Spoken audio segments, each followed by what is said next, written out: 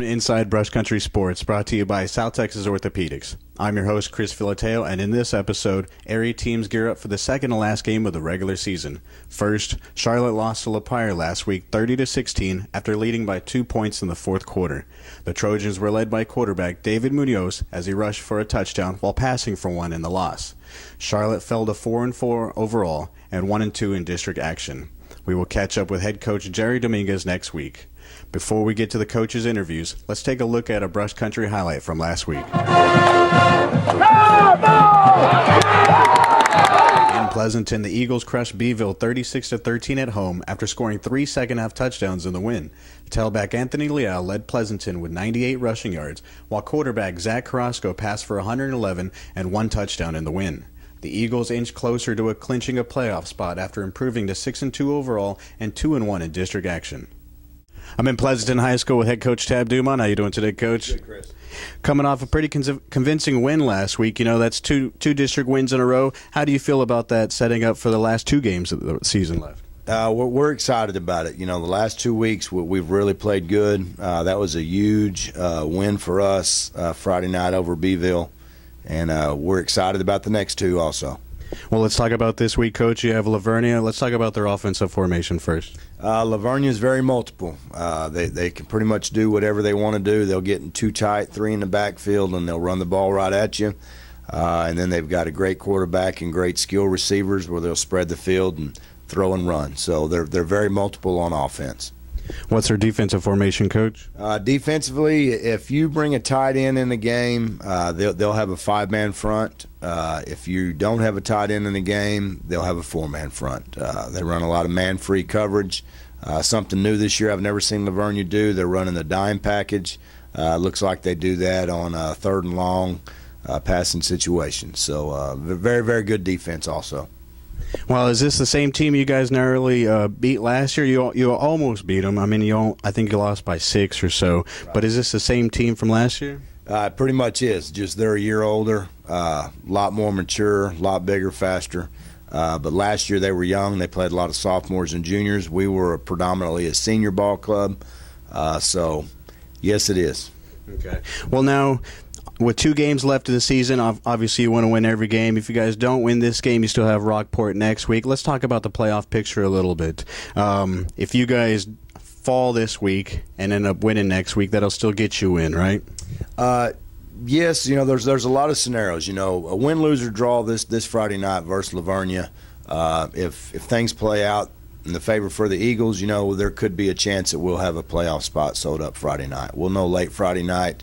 The win against Beeville was, you know, man, that was a big victory for playoff situation. That puts us in good situation because we're plus 18 points, a tiebreaker. If we're tied with Beeville down the road, you know, so there's a lot of things that still have to happen. The Lavernia game is a very, very big game, but it's not our game because we've got a lot of football left. We got Rockport next week and hopefully playoffs down the road after that. So we got to be ready. Great. Well, good luck on Friday, Coach. Thank you. Next, the Indians are coming off a bye and prepare for Yoakum at home this week.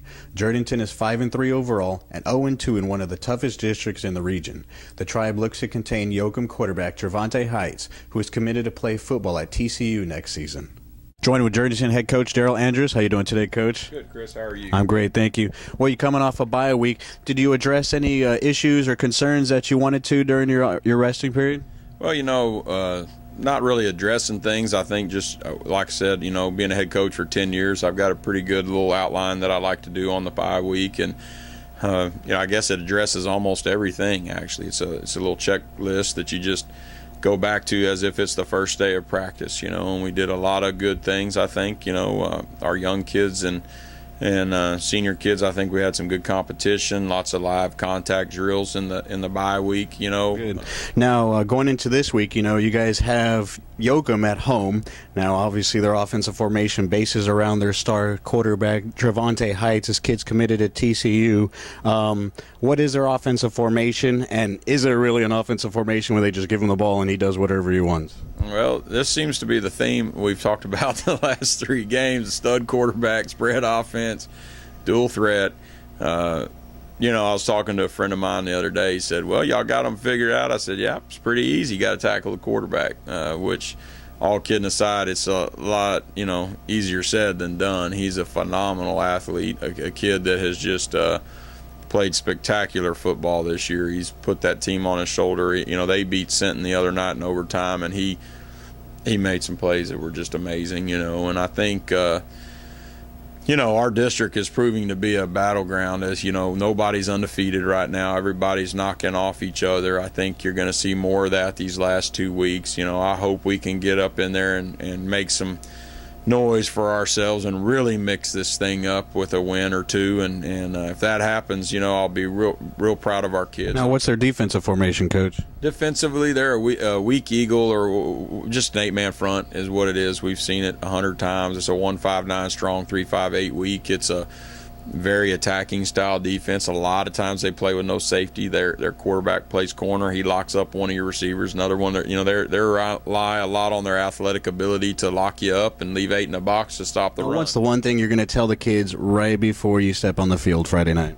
Well, I think the main focus I have is there's no guarantee for our seniors to have another game. They are this is the chance for them to go out on this field for the last time. They may get a home playoff game if we're real lucky, winning a flip and all that good stuff. So your seniors have that extra. My last time most likely on at Jordan Stadium, and then our underclassmen, I talk to them all the time about helping these seniors go out the right way and give them every chance. And win or lose, I just want them to be able to come off the field and hold their head high and know they represented this great school as a student athlete. And I've been real proud of our kids' effort. You watch the Ingleside game, there was no quit in our team. We were hurting. We were down bad. We were down 30-something to nothing, and we kept fighting and we kept playing. And against their first defense, we have a beautiful drive and score and get a 2-point conversion. I think it's really just a timing thing. It's a belief thing, getting them to believe earlier in the game that they can score. And if we do that, we'll make a heck of a game out of it. Well, good deal. Good luck. Now we shift to Poteet, where the Aggies were shut out by Crystal City 19-0 last week. Poteet continues a search for his first win of the season as the Aggies host Devine this week. Joined with Poteet head coach Doug Foster. How you doing today, Coach? Good. How are you? I'm great, thank you. Well, let's go ahead and jump right into it, Coach. You're facing Devine this week. Let's talk about their offensive formation. They pretty much a power set. They do anything they can to get an extra body at the point of attack. So I just would call it a power set, really. Now, they're pretty physical up front, so with their offensive formation being a power eye, they're definitely going to be running it up the middle most of the time. What's your concern? Is it going to be a couple of their tailbacks or their quarterback mainly? Well, I think they do a good job of mixing it up a little bit, quarterback and tailback. Their quarterback's a big kid, and they have 2 of them, actually. One's about 6'3", about 180, and there's one that's about 6'1", about 200 pounds. And so they're both inside runners, not as much of an outside threat. Not saying they can't go there, but I haven't seen them. And then they have 2 quicker guys that sort of you lose in the shuffle. And so, you have a double, sort of a double-headed monster there. We have to be able to stop the quarterback and the running backs, but at the same time, I think it's really the same play. They're both inside power play of some sort. Okay, now how do they line up defensively, Coach? Well, I think they base out of a split, but they do run some odd stack, which is ironic, since of course that's what we run. But they run a little bit of both. I think both are based out of an even defense mindset. So that's pretty much it. Now, we've talked about keeping the same mindset, keeping the same strategy throughout the season, regardless of what the record is. Going up against the district contender, it looks like they're going to end up taking the district title. Not changing anything, so to speak, but how will you motivate the kids to go up against a bigger opponent this week? I told our athletes this week that our main focus is, why not us? Nobody expects us to go out and do anything in this game, and why not us? Why not we just go out and we play the best we can? Let's play the spoilers. Let's go out and give it all we got and see what happens. See how it shakes up. There's not an ounce of give up or we're through or we're done from the players, from the coaches, from anybody. And we got just as good a shot as anybody. A couple bad bounces for Devine, a couple positive bounces for us. Boom, we win the game. And that's why you play the game. So whatever could happen would happen, and we're going to go out and play the game, and we got to go in with belief that we do good things will happen. That's what we're going to do. Well, it's great to hear, Coach. Good luck. Thanks. Well, that's it for this episode of Inside Brush Country Sports, brought to you by South Texas Orthopedics. Don't forget to follow us on Twitter for the latest scores of your favorite area teams at PE1909. You can join the conversation at #MyBCSports. And don't forget to subscribe to our YouTube channel at the PE1909 for future episodes. Thanks for watching. Signing off, I'm Chris Filateo.